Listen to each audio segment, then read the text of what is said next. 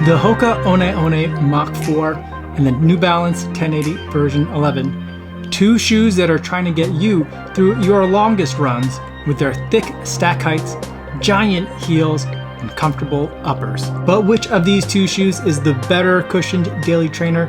It's time to lace up these shoes and put them to the test.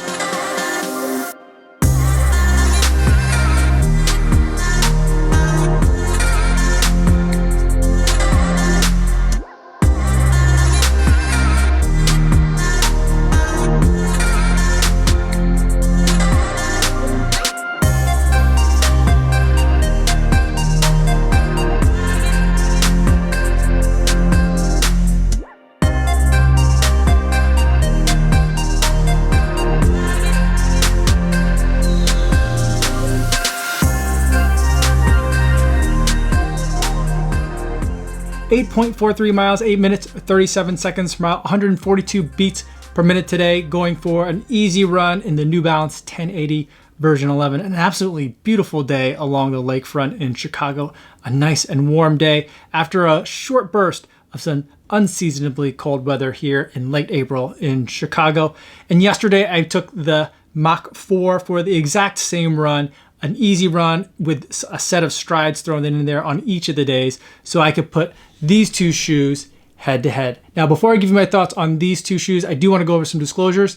The Mach 4 is a pair of shoes that was sent to me for the purpose of review by Hoka. The New Balance 1080 version 11 is a pair of shoes I purchased myself. However, in either event, no one's paying me to make this video or to include their shoe in a versus video, and no one's gonna get a chance to preview any of my footage or my thoughts before you guys get a chance to see this video on YouTube. So, with those disclosures out of the way, let's talk about the Hoka Mach 4 and the New Balance 1080 version 11. First, let's go over the specs. We'll start with the Hoka Mach 4. This one is a little bit confusing to me because I thought at one point that Hoka had listed what its stack height was on this shoe, and I think for a time that listed stack height was different than the stack heights that Running Warehouse is reporting, and that's usually the place that I go to pull stack height and weight information. And according to them, it's a 35 millimeter stack height shoe with a 5 millimeter drop, giving us 30 millimeters of stack height in the forefoot. But something that you guys have mentioned in previous videos I made about this shoe, and something that I've been feeling myself, is that it doesn't feel like a 35 millimeter stack height shoe in the heel, but whatever there is plenty of stack height in this shoe. And you've got ProFly midsole, which is not necessarily a midsole per se, but more of a system. There's two foams that are going on in here. There's this darker colored gray foam, which is a lot softer, and then a much firmer, more responsive layer, this white layer that's closer towards the ground, which also serves as the outsole for this shoe. There is no rubber on the outsole at all. You're running directly on that midsole ProFly system. On the upper, we have a mesh upper that is very comfortable. This entire upper is probably one of the more comfortable shoes that I've run in for 2021. Every time I put it on, I'm always amazed at how just great it fits for me. There is a light amount of padding on this tongue, but not so much that it starts to get puffy or annoying. And then around back, we've got this giant heel with a big Achilles flare, and there's a lot of padding and structure in this heel cup as well. Also, as part of the flare on the back of this shoe, we've got a little bit of kind of like the elf flare in the back of this heel with that kind of split design, which is supposed to help with stability. This entire package comes in at a total weight of 8.0 ounces, and it definitely feels like a very light shoe. Now let's talk about the New Balance 1080 version 11. This shoe looks like it just has so much more stack height. And part of the reason why I wanted to talk about kind of the confusing stack height of the Mach 4 is that the stated numbers for the stack height for the New Balance 1080 also seems like it's off, but it seems off in the other direction. Now I know for this year in 2021, New Balance has definitely been going with, they want to make it look like you're getting just a ton of foam, and you certainly are. But the stated numbers for these is that it's 30 millimeters of stack height in the heel and 22 millimeters of stack height in the forefoot with an 8 millimeter drop. And that foam in the midsole is New Balance's Fresh Foam X, a very bouncy, almost like rubbery in a good way type of midsole foam. Up top, there is one of the more comfortable knit uppers that I felt in a very long time. I love just how flexible and soft and stretchy at least the toe box is for the 1080. Now, it's just only kind of this area right here, which has this super comfortable knit material on the toe cap, and as you get further back, all the materials tend to get a lot more rigid. And so it almost feels like canvas back here by the time you get to the midfoot cage, which can also help in making sure that there's secure lockdown, but it's not going to be very breathable of a material in terms of this midfoot cage. And then as you wrap around to the back of the shoe, you have what New Balance calls its ultra heel, which tends to either not bother people or it really annoys people. And I'm kind of in it doesn't really bother me. I do think it looks nice, and I do think it's ultimately very comfortable without having to resort to a lot of puffiness and padding in here. I will say though that I'm not getting a great lockdown, and it's something that I've been hearing from a lot of you guys too. It ultimately doesn't detract from the running experience for me, but the first couple of minutes running in this shoe, every time I put it on, it always feels like my heel just isn't seated correctly in the back of the shoe. It's just something a little bit off, and it's just something that still hasn't gone away. And in this shoe, as well as in the Mach 4, we have a very lightly padded tongue. Again, not so much that it's going to bother me, so I'm really appreciating what they've done here. And this entire package comes in a little bit heavier than the Mach 4, comes at a 9.3 ounces. So what is it like to run in these two shoes? I think the shoes are both very comfortable. They both have very good uppers. Some of the best uppers in daily trainers that I've seen so far in 2021. The Mach 4, I just think fits me perfectly. I want to say it fits me like a glove, but that implies a certain amount of snugness. It fits me just right. It just fits me how I want more uppers of running shoes to feel. It feels like I'm in there securely without feeling like I'm bound in there, without feeling like it's too tight. You just put on the shoe and you're like, this is great. I don't have to think about it. That's what I love about it. It's just a great fitting upper. And then on the 1080 version 11, that knit material, it's super stretchy, it's super nice, very breathable. I'm also really liking the fit there. Right now in 2021, we've also seen knit materials from a lot of other brands where the knit isn't great. It doesn't feel as stretchy, as sock-like as knit materials used to be several years back when they kind of first became a really big thing.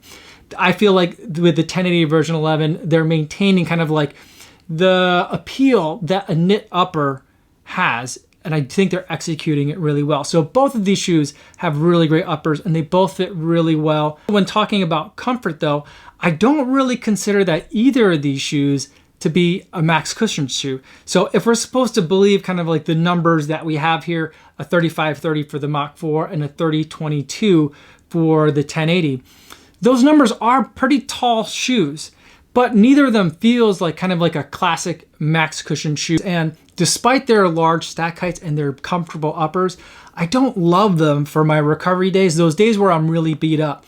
Maybe it's the first run back after a big race. Maybe it's the first run the day after a hard workout. For some reason, I would think that these shoes would work out well for that because of their big stack heights, because of those comfortable uppers, but I just end up not loving them so much for that. Instead, what we have are shoes that are very comfortable, that feel very competent for all of your daily training, but can still handle speed. And so I feel like both of these shoes still feel like they're pretty snappy shoes to run in. With the ProFly, I feel like I like the combination of that soft upper layer and the more firm outer layer, or like the bottom layer, the part that you're running on.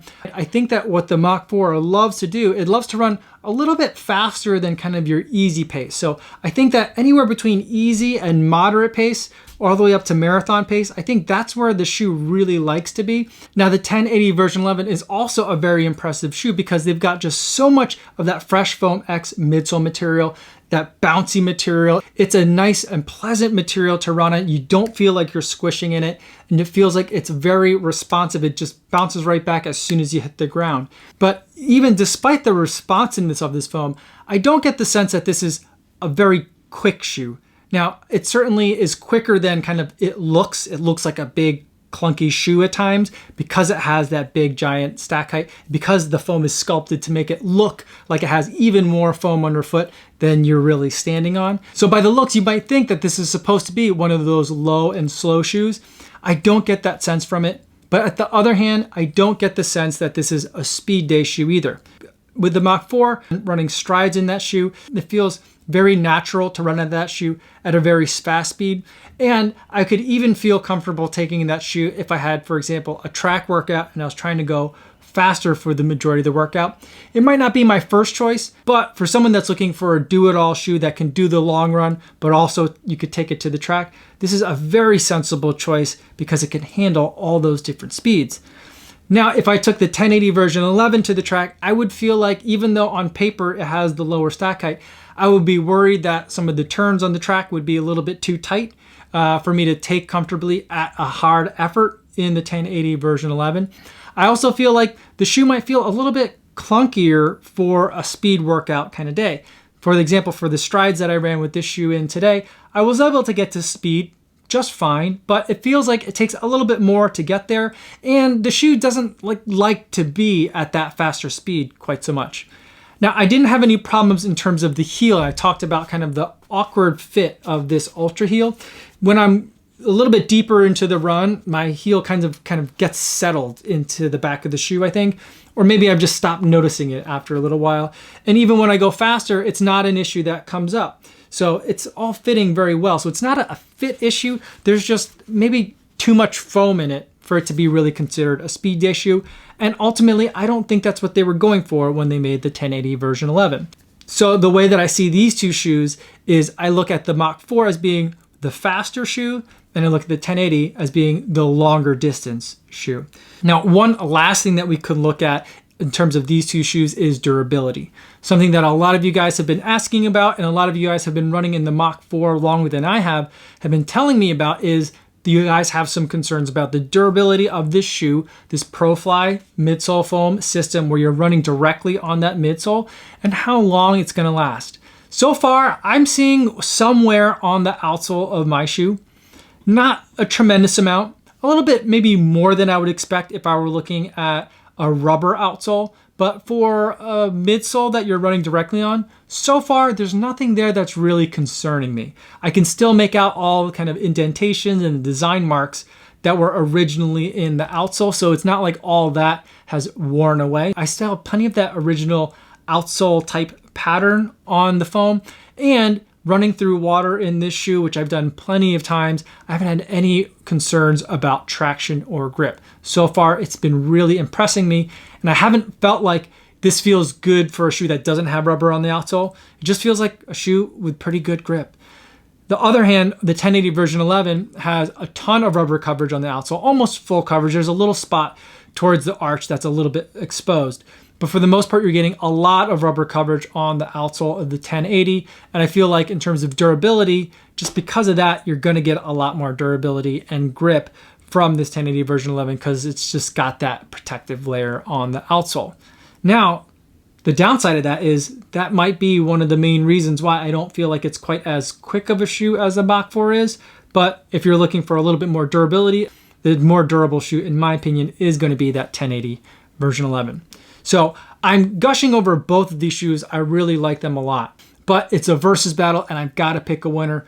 And for me, the winner of this cushioned daily trainer battle is going to be the Hoka One Mach 4. I feel like it's a shoe that I could reach for just about any run I might have on my training schedule. And because it seems almost effortless to run in the shoe, I'm picking the Mach 4. So those are my thoughts on the Mach 4 versus the 1080.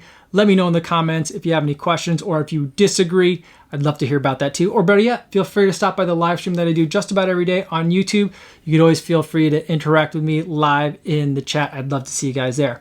That's all I have for today, everybody. Thanks for making all the way to the end of the video. Hopefully you guys are staying safe out there on your runs, and I'll see you in the next one. Yo, what's going on?